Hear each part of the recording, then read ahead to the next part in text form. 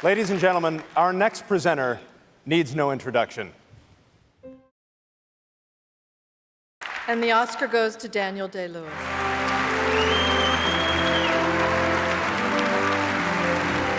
It's a strange thing because 3 years ago, before we decided to do a straight swap, I had actually been committed to play Margaret Thatcher. And Meryl was Stephen's first choice for Lincoln. My fellow nominees, my equals, my betters, I'm so proud to have been included as one amongst you. I'm definitely out of character at this moment. But if I slip back into it by mistake, you can do an intervention of some kind, the Heimlich maneuver or whatever you do with actors that get stuck in character, I don't know. Well, I got plenty of grief in myself trying to imagine doing it.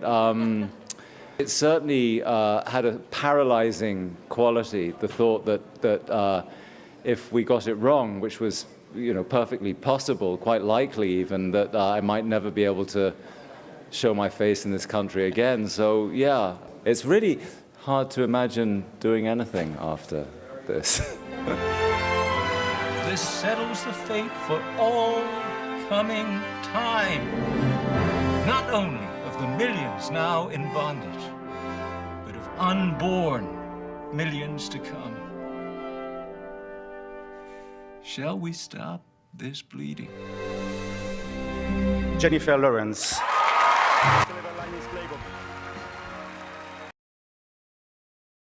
This isn't like an auction, right? Yes. You guys are gonna take it away. The process today was so stressful. I felt like Steve Martin in Father of the Bride, watching my house just like be torn apart, and that's what I did. And then I got my hair and makeup done. And then I came to the Oscars. I'm sorry, I did a shot before I... Well, I was less nervous because I had been through it before and I know more people. I mean, last time it was, I was brand new to the industry and I didn't know anybody. So I would always go to these things and like see all these people like hugging and be like, oh my God, John, how are you? And I was just like, arr. You're really pretty, but I'm married, okay? So am I. No, that's confusing. He's dead. Wait, what's happening? And the Oscar goes to Miss Anne Hathaway.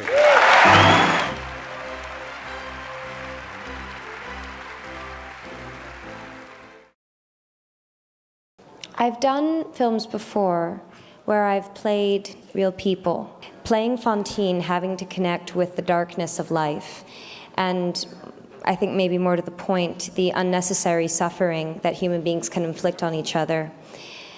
I would have loved to have gone home and forgotten about that every day, but you just can't because it exists, and it exists for millions of men and women throughout the world. I think this film changed me because it made me more compassionate and more aware. I had a dream, and it came true. I had a dream my life would be from this hell I'm living, so different now from what it seemed. Oh, life has killed. And the Oscar goes to Christoph Waltz.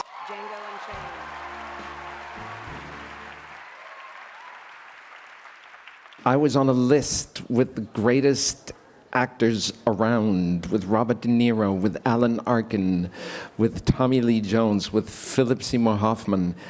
How do you think someone feels when all of a sudden his name is called in that context? I love this movie because it's a fabulous, exciting piece of entertainment with a really deep message. I know Quentin, and I read the pages more or less as they came out of the printer.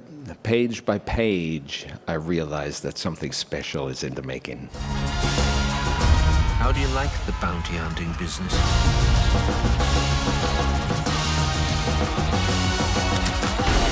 kill white folks and they pay you for it? What's not to like? I like the way you die, boy. He is a rambunctious sword, ain't he? Mr. Tarantino.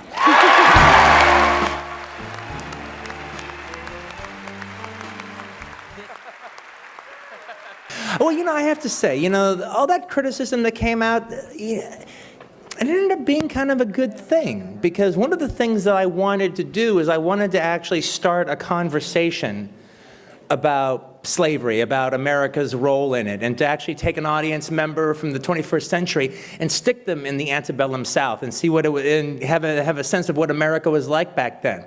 And so even the people that have criticized the movie, and a lot of people don't like it, and I can understand that, a lot of people do like it. And they've been kind of going back and forth. And that back and forth is really what I really wanted for the end of the day of this movie, and I hope that actually even continues for the next few years. They caught my wife, and they sold her, but I don't know who to. That means we visit every plantation until we find him. Once a final Brittle brother lies dead in the dust, I agree to give you your freedom, and I'll take you to rescue your wife. Where are we going? Amor, Austria, Mikhail Haneke. Thank you to my wife. She was a member of the crew. She is supporting me since 30 years. You are the center of my life. And thank you above all to my both main actors, Emmanuel Rivard and Jean-Louis Trintignant, because without them, I will not stay here. Thank you. And the Oscar goes to Ang Lee.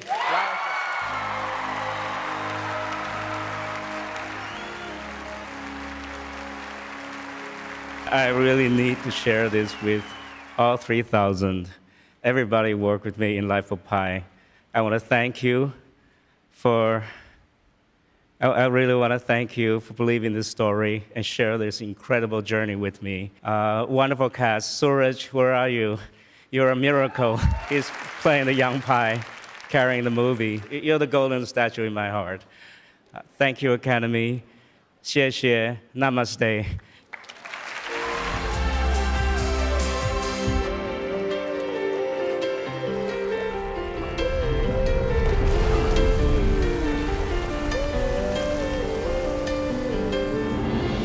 And the Oscar goes to Argo. Congratulations. When they gave us the trophies, I was confident that we would win. Up until that, yeah, I know, I did second guess, is this a prank?